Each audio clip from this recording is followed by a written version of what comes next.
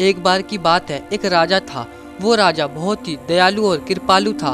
उसके राज्य की जनता उससे बहुत खुश थी और इस बात के लिए भगवान का धन्यवाद करती थी कि भगवान ने उन्हें इतना अच्छा राजा दिया।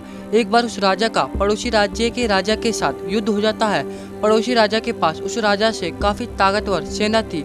अब दोनों में भयानक युद्ध होता है। वो राजा हार जाता है और भागने लगता है। अब पड़ोसी राजा की सेना भी उस राजा के पीछे भागने लगती है। काफी दूर भागने के बाद उस राजा को एक साधु मिलता है। वो राजा उस साधु से विनती करता है कि वो उसे अपनी कुटिया में छिपा ले। साधु को उस राजा पर दया आ जाती है और साधु उसे अपनी कुटिया में छिपा लेता है। थोड़ी देर बाद पड़ोसी राजा की सेना भी आ जाती है और उस साधु से पूछती है कि तुमने यहाँ किसी राजा को भागते हुए देखा है? साधु कहता है, मैंने यहाँ राजा तो क्या किसी को भी जाते हुए नहीं देखा, क्योंकि इस जंगल में कोई नहीं आता है। साधु की बात सुनकर पड़ोसी राज्य की सेना वापस लौट जाती है। सेना के वापस लौटने के बाद वो राजा साधु की कुटिया से बाहर निकलता है और कहता है, साधु महाराज आपका बहुत बहुत धन्यवाद कि आपने मेरी जान बचाई। और वो साधु से कहता है, साधु महाराज आज तक मैंने किसी का बुरा नहीं किया, फिर भी मेरे साथ ऐसा क्यों हो रहा है? साधु कुछ नहीं कहता है और उसे 2 पर्ची देते हुए कहता है कि इनमें से एक पर्ची जब खोलना जब तुम्हारा सबसे बेकार समय चल रहा हो और दूसरी पर्ची को जब खोलना जब तुम्हारा सबसे अच्छा समय चल रहा हो। अब वो राजा पर्ची लेकर साधु के पास से चला जाता है और अपनी सेना इकट्ठी करके पड़ोसी राजा से दोबारा युद्ध करने लगता है। और इस बार वो इतनी बुरी तरह से हारता है कि वो मरने से बाल बाल बचा था। वो राजा का सबसे खराब समय था। तो राजा को साधु की दी हुई उस पर्ची के बारे में याद आया।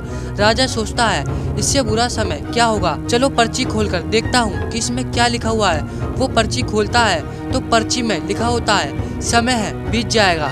ये पढ़कर राजा को काफी हिम्मत मिलती है और राजा किसी तरह हिम्मत करके फिर से सेना इकट्ठी करता है और इस बार पूरी हिम्मत और जोश के साथ पड़ोसी राजा पर हमला कर देता है। अब दोनों राजाओं की सेनाओं के बीच बहुत भयंकर युद्ध होता है और वो राजा पड़ोसी राजा की सेना को हरा देता है। अब वो राजा बहुत खुश था और उसकी प्रजा भी बहुत खुश थी।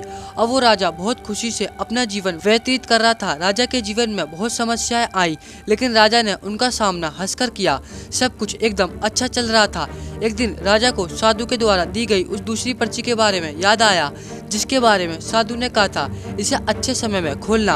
अब राजा सोचता है, मेरे लिए इससे अच्छा समय क्या होगा, चलो पर्ची खोलकर देखता हूँ कि इसमें क्या लिखा है। जब राजा पर्ची खोलता है तो उसमें लिखा होता है, समय है बीत जाएगा। ये पढ़कर राजा को थोड़ा दुख हुआ, लेकिन राजा खुश था। ये कहानी हमें ये सिखाती है कि समय हमेशा एक जैसा नहीं रहता, इसलिए बुरे समय में कभी भी हिम्मत न हारे और अच्छे समय में कभी भी घमंड न करे, साथ ही दूसरों की मदद भी करे।